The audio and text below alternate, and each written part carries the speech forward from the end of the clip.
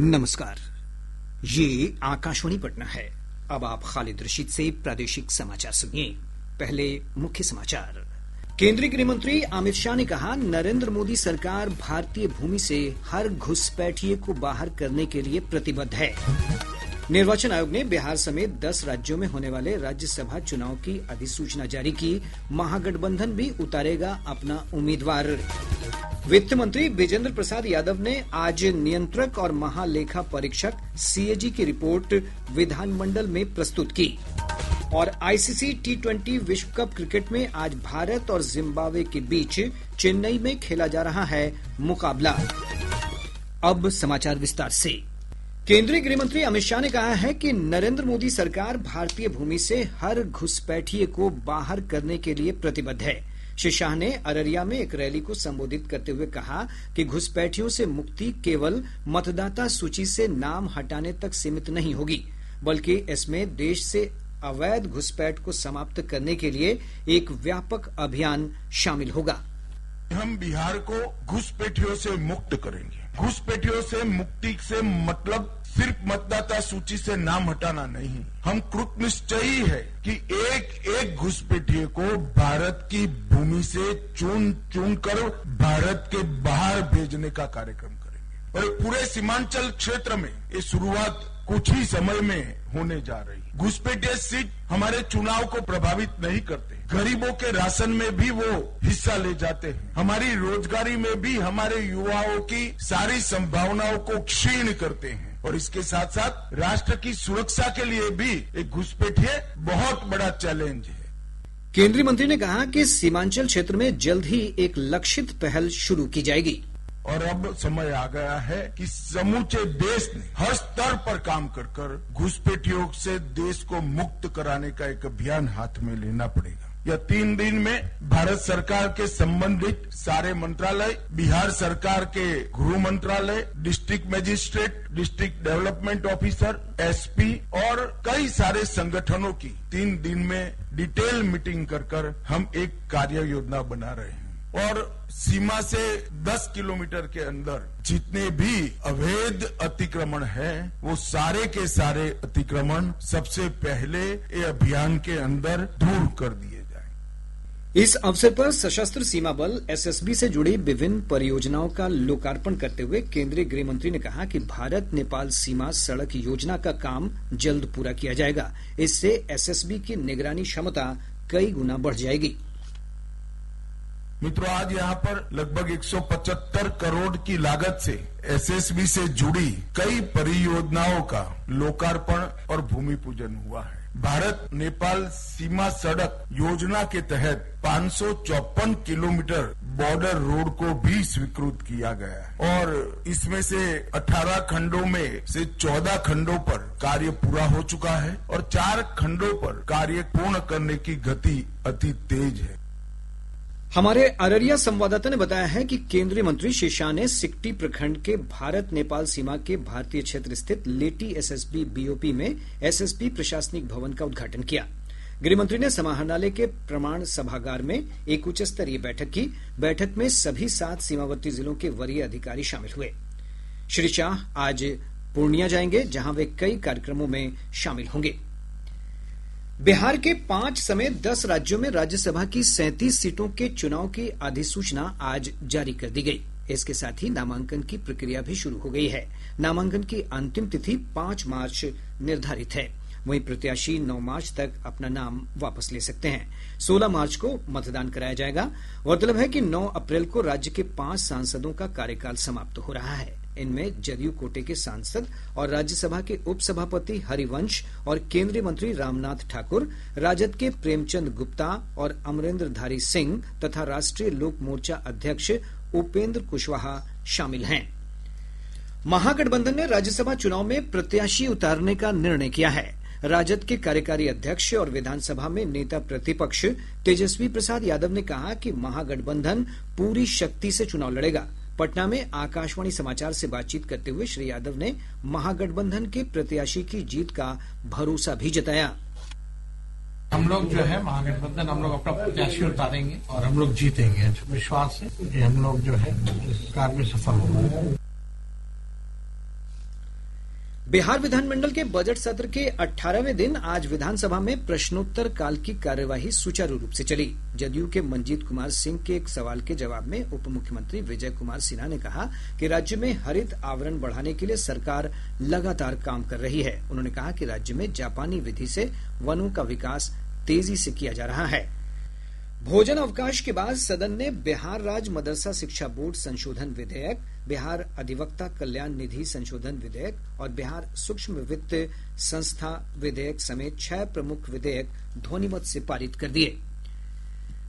बिहार विधानसभा के चालू सत्र में आज वित्त मंत्री विजेंद्र प्रसाद यादव ने नियंत्रक और महालेखा परीक्षक सीएजी की रिपोर्ट विधानमंडल में प्रस्तुत की। सीएजी की रिपोर्ट में विभिन्न विभागों के वित्तीय खर्चे का ब्यौरा प्रस्तुत किया गया है। सीएजी की रिपोर्ट में वर्ष 2022-23 का निष्पादन और अनुपालन लेखा परीक्षा और वर्ष 2023-24 सिविल एवं वाणिज्यिक अनुपालन लेखा परीक्षा सिविल के निष्पादन शामिल हैं। 4 अलग अलग खंडों में प्रस्तुत सीएजी रिपोर्ट में कई विभागों में अनियमितता की बात भी सामने आई है। नेता प्रतिपक्ष तेजस्वी प्रसाद यादव ने सीएजी रिपोर्ट पर विधानसभा परिसर में संवाददाताओं से बातचीत करते हुए कहा कि सरकारी खजाने में बड़े पैमाने पर अनियमितता हुई है। इधर विधान परिषद की कार्यवाही आज शराबबंदी के मुद्दे पर हंगामे के बीच चली।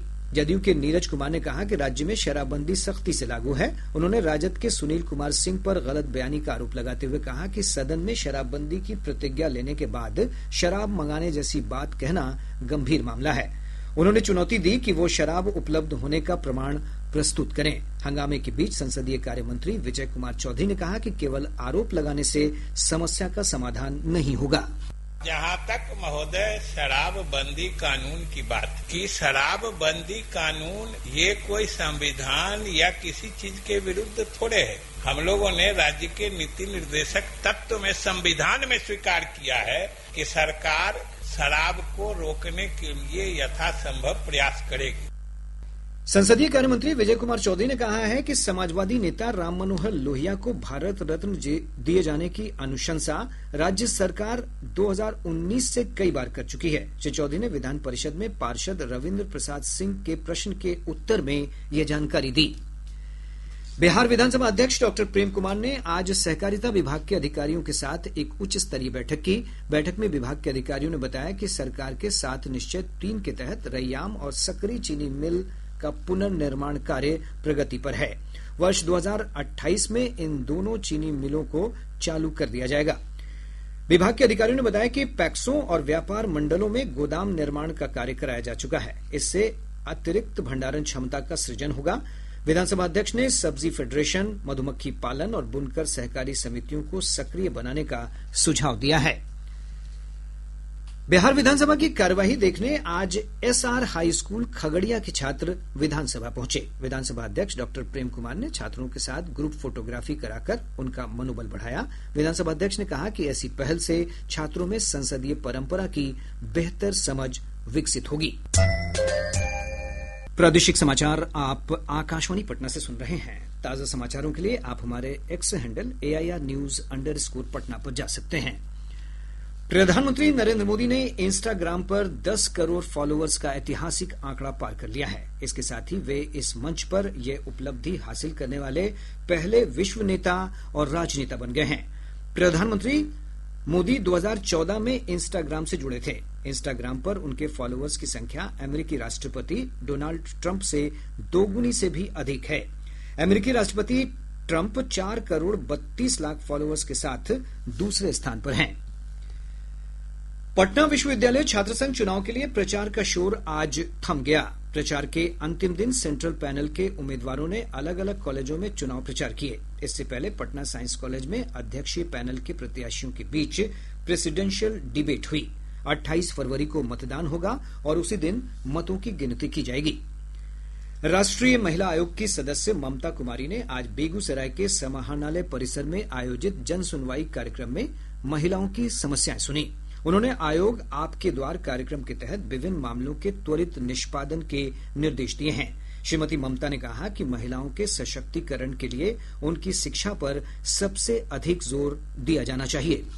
7 केस पेंडिंग रहा, बाकी केस आज ही क्लोज हो गया है और नए 5 केस आए हैं जो आज ही हमारे पास आवेदन के साथ आए हैं। उनकी केस को भी सुना। हमारी महिलाएं शिक्षित बने। जब तक महिलाओं के पास शिक्षा नहीं होगा तब तक उनको लीगल ज्ञान भी नहीं होगा, उनका अधिकार क्या है, और जब तक उनको अधिकार का आभास नहीं होगा वो उसकी लड़ाई नहीं लड़ पाएंगे। आगामी 3 मार्च को देश के अधिकांश भागों में पूर्ण चंद्र ग्रहण होगा। मौसम विभाग की रिपोर्ट के अनुसार ये चंद्र ग्रहण बिहार समेत देश के अधिकांश भागों में पूरे समय तक देखा जा सकेगा। विभाग ने बताया है कि चंद्र ग्रहण भारतीय समय अनुसार अपराह्न 3:20 पर शुरू होकर संध्या 6:48 तक रहेगा। चंद्र ग्रहण पूर्णिमा को घटित होता है जब पृथ्वी, सूर्य और चंद्रमा के बीच आ जाती है और ये तीनों एक सीधी रेखा में अवस्थित हो जाते हैं। गोपालगंज जिले के प्रसिद्ध सिद्धपीठ थावे दुर्गा मंदिर से चोरी हुए आभूषण और मुकुट आज मंदिर प्रबंधन को सौंप दिए गए। पुलिस अधीक्षक विनय तिवारी ने बताया कि न्यायालय के रिलीज ऑर्डर के बाद सभी आभूषण मंदिर प्रबंधन को सौंप दिया गया। पिछले दिनों इस मामले का खुलासा करते हुए पुलिस ने चोरी के सामान बरामद किए थे। जो चोरी की घटना हुई थी उसके सारे आभूषण रिकवर कर लिए गए थे और आज जो मंदिर की समिति है उसको न्यायालय ने आदेश दिया था। जो सारे आभूषण थे उनको न्यायालय से रिलीज ऑर्डर जारी हुआ था और वो अनुसंधानकर्ता के पास से मंदिर में जमा करा दिए गए। उस पूरी मंदिर प्रबंधन समिति ने सारी सुरक्षा व्यवस्था के साथ सभी आभूषणों को मंदिर के जो प्रबंधन समिति के सदस्य उनके समक्ष प्रस्तुत किया गया और फिर देवी जी को पूरा जो आभूषण था वो समर्पित किया गया।